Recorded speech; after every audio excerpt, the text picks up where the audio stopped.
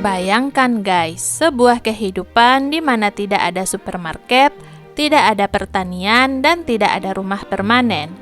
Hanya alam liar yang menyediakan segalanya. Inilah kehidupan suku Hadza, salah satu kelompok pemburu, pengumpul terakhir di dunia yang telah bertahan selama puluhan ribu tahun di Tanzania, Afrika Timur. Tapi bagaimana mereka bisa bertahan? Dan apakah mereka masih bisa hidup seperti ini di era modern?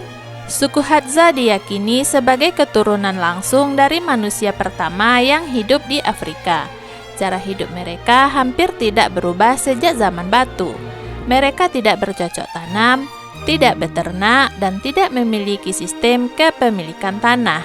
Sebagai pemburu, pengumpul, mereka bergantung sepenuhnya pada alam. Beberapa ilmuwan bahkan percaya bahwa pola hidup mereka adalah cerminan dari bagaimana nenek moyang kita dulu bertahan hidup. Penelitian DNA menunjukkan bahwa suku Hadza memiliki hubungan genetik yang sangat kuno dengan manusia modern, tetapi mereka tetap mempertahankan gaya hidup yang mirip dengan nenek moyang kita. Beberapa arkeolog bahkan menganggap mereka sebagai jendela ke masa lalu manusia. Suku Hadza hidup dengan cara yang sangat berbeda dari kebanyakan masyarakat modern. Mereka tidak memiliki pemimpin tetap atau hierarki sosial yang kaku. Setiap hari, para pria berburu dengan busur dan panah buatan tangan mereka, membidik buruan seperti antilop, burung, atau bahkan babon.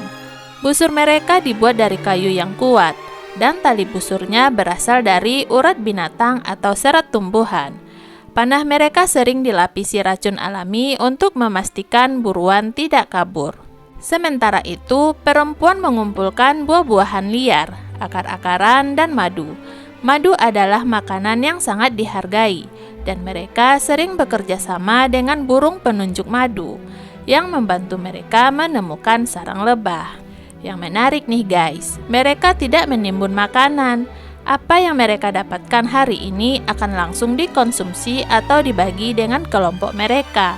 Tidak ada konsep kepemilikan pribadi, semuanya dibagi rata. Ini menciptakan hubungan sosial yang kuat di antara mereka. Anak-anak Hadza belajar berburu sejak usia muda, dan mereka mengembangkan kemampuan membaca jejak dan memahami alam dengan cara yang luar biasa. Mereka juga memiliki pola makan yang sangat alami dan beragam, yang membuat kesehatan mereka tetap prima meskipun hidup tanpa obat modern.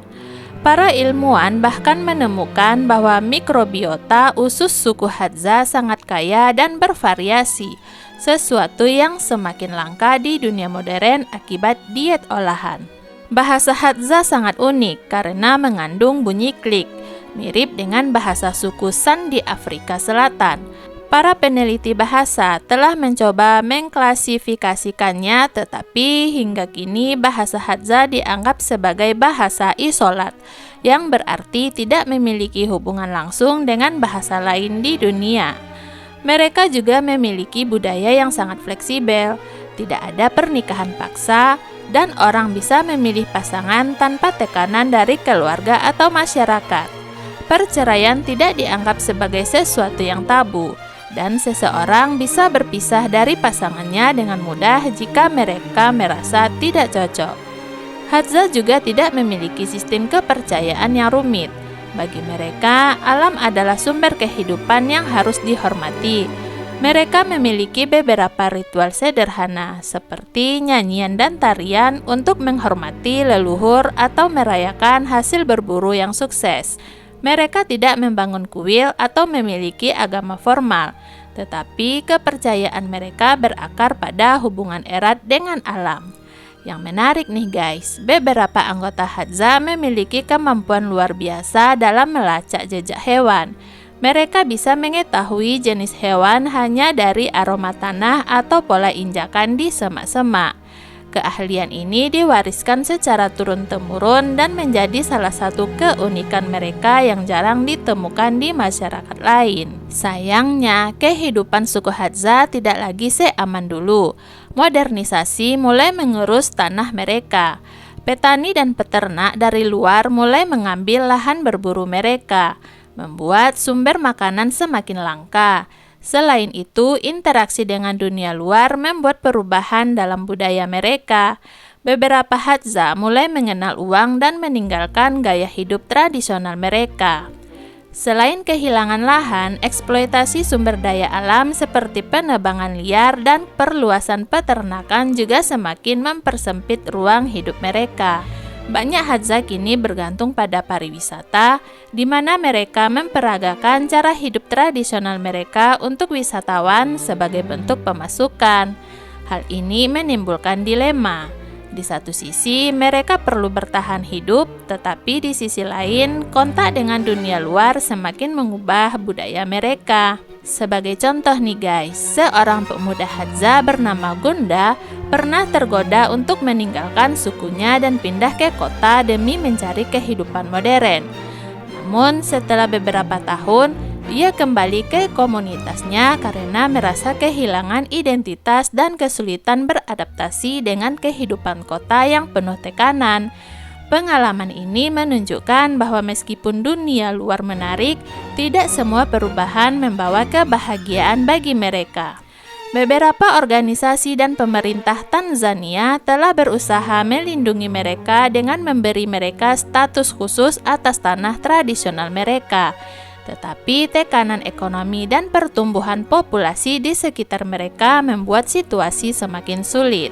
Suku Hadza adalah cerminan kehidupan nenek moyang kita. Mereka hidup bebas, menyatu dengan alam, dan berbagi segalanya. Tapi dunia terus berubah. Mampukah mereka bertahan, ataukah mereka akan menjadi bagian dari sejarah yang terlupakan? Jika mereka harus beradaptasi, apakah mereka masih bisa mempertahankan identitas budaya mereka? Atau justru kita yang harus belajar dari mereka tentang cara hidup yang lebih selaras dengan alam? Bagaimana menurut pendapat kalian guys?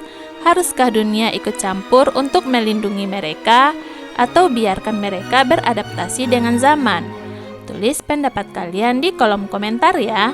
Jangan lupa like dan subscribe untuk cerita menarik lainnya. Sampai ketemu di video selanjutnya.